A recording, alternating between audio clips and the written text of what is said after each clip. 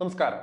കലൂരിലെ നൃത്ത പരിപാടിക്കിടെ Uma Thomas MLA വീഴുന്ന ദൃശ്യങ്ങൾ പുറത്തു വന്നിരിക്കുകയാണ്. ഇത് കണ്ട ഞെട്ടിത്തരിച്ചിരിക്കുകയാണ് മലയാളികൾ.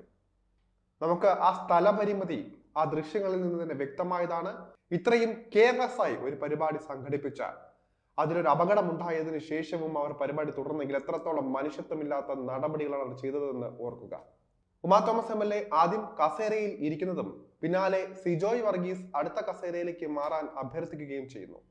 വശത്തു നിന്ന സ്ത്രീയെ മറികടന്ന് മുന്നോട്ട് പോകാൻ ശ്രമിക്കുമ്പോൾ കാലിടറുകയായിരുന്നു ഉമാ തോമസിന്റെ. MLA മുമ്പോട്ട് വരുമ്പോൾ ആ യുവതി വശത്തേക്ക് മാറുന്നുണ്ട്. ഇതിനിടയിൽ സ്ഥലപരിമിതി കാരണം ഉമാ തോമസിന്റെ ചെരുപ്പ് എന്തിലോ തട്ടുകയായിരുന്നു. ദൃശ്യങ്ങൾ സൂക്ഷ്മമായി പരിശോധിച്ചാൽ വശത്തേക്ക് മാറിയ യുവതിയുടെ കാലിലോ ആ വേദിയിൽ ഉണ്ടായിരുന്ന മറ്റേതോ ഒന്നിലോ തട്ടുകയായിരുന്നുവെന്ന് വ്യക്തം. ആ യുവതിയുടെ ചെരുപ്പിന്റെ വശത്ത് തട്ടാനാണ് സാധ്യത.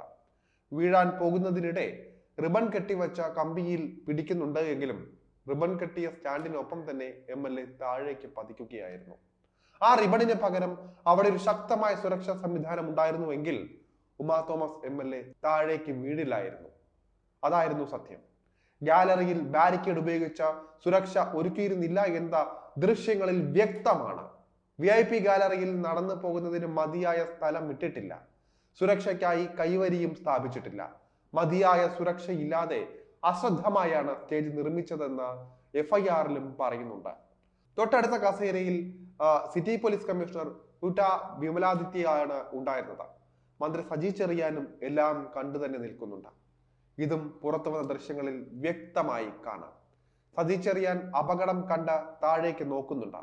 ഇതിനിടെ തൊട്ടടുത്തിരുന്ന ആൾ തലയിലും കൈവയ്ക്കുന്നുണ്ട്. ഉമാ തോമസിനായി വഴിമാറിയ യുവതിയും ആശങ്കയിൽ നിൽക്കുന്നത് വ്യക്തം. പക്ഷെ ആ ആശങ്കയോ കൺമുന്നിലെ ദുരന്ത കാഴ്ചയോ ഒന്നും തന്നെ ആ പരിപാടിയെ ബാധിച്ചിട്ടില്ല. അപ്പോഴും ഈ സ്റ്റേജിന് മുകളിലെ തട്ടിൽ സംഗീത പരിപാടി പൊടിപൊടിച്ച് നടക്കുകയാണ്. സംഘാടകരുടെ യൂട്യൂബ് ലൈവിൽ ഇതെല്ലാം വ്യക്തമാണ്.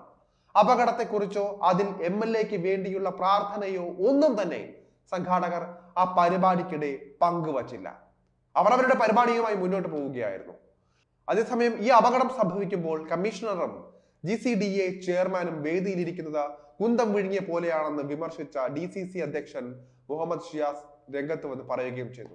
ഇത്രയും വലിയ സുരക്ഷാ വീഴ്ച അവർ വേദിയിലിരിക്കുമ്പോൾ കണ്ടില്ലേ? സുരക്ഷാ വീഴ്ച ഒഴിവാക്കേണ്ട ഉദ്യോഗസ്ഥർക്കെതിരെ നടപടി എടുക്കാത്തത് എന്തുകൊണ്ട്? സംഘാടകർക്കെതിരെ ജാമ്യമില്ലാ വകുപ്പ് ചുമത്തിയത് പോലും സമ്മർദ്ദം ശക്തമായപ്പോൾ മാത്രം. ജനപ്രതിനിധിക്ക് പോലും സുരക്ഷയില്ലാത്ത നാടെന്നും പറയുകയാണ് ഇപ്പോൾ. ഇതിനൊപ്പമാണ് MLA കൺമുന്നിൽ 15 അടി താഴ്ചയിലേക്ക് പതിച്ചിട്ടും മന്ത്രി സജി ചെറിയാൻ അപ്പോൾ തന്നെ വേദിയിൽ നിന്നിറങ്ങി രക്ഷാപ്രവർത്തനത്തിന് തയ്യാറാകാതെ നിന്ന സംഭവം. എല്ലാ VIP-കളും അവിടെ ഇരുന്നു, പരിപാടിയുടെ ഭാഗവുമായി. ദുരന്തമുണ്ടാകുമ്പോൾ വേദിയിൽ MP ആയ ഹൈബി ഈഡൻ ഉണ്ടായിരുന്നില്ല എന്നും വ്യക്തമാണ്. അതായത് അപകടശേഷമാണ് ഹൈബി വേദിയിൽ എത്തിയത്.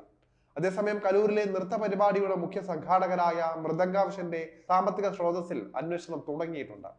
ബാങ്ക് അക്കൗണ്ടുകൾ പോലീസ് മരവിപ്പിച്ചിട്ടുണ്ട്. സാമ്പത്തിക സ്രോതസ്സിൽ ആദായ നികുതി വകുപ്പും അന്വേഷണം തുടങ്ങിയിട്ടുണ്ട്. നൃത്ത പരിപാടിയുമായി ബന്ധപ്പെട്ട സാമ്പത്തിക ഇടപാടുകൾ നടന്ന അക്കൗണ്ടുകളിലാണ് പരിശോധന നടക്കുന്നത്. നൃത്ത പരിപാടിയുടെ മുഖ്യ സംഘാടകർ അന്വേഷണ സംഘത്തിന് മുന്നിൽ കീഴടങ്ങുമെന്നും വിലയിരുത്തലുണ്ട്. മൃദംഗാംശൻ ഉടമ Nikosh Kumar, Oscar event management company ഉടമ ജനീഷ് എന്നിവരാണ് കീഴടങ്ങാൻ പോകുന്നത്. ഹൈക്കോടതി നിർദ്ദേശപ്രകാരമാണ് നടപടി. ഇരുവർക്കും എതിരെ ജാമ്യം ലഭിക്കാവുന്ന കുറ്റമാണ് ചുമത്തിയതെന്ന് ആദ്യം സർക്കാർ കോടതിയെ അറിയിച്ചിരുന്നുവെങ്കിലും പിന്നീട് കൂടുതൽ വകുപ്പുകൾ ചുമത്തുകയായിരുന്നു. ശക്തമായ നടപടി തന്നെ ഇതിന്റെ പേരിൽ വരും. ഇനി ഇതുപോലൊന്നും ആവർത്തിക്കാൻ പാടില്ല. അതുകൊണ്ട് തന്നെ ഏറ്റവും മികച്ച നടപടികൾ, നിയമ നടപടികൾ തന്നെ ഇവർക്ക് കിട്ടണമെന്ന് തന്നെയാണ് അഭിപ്രായം.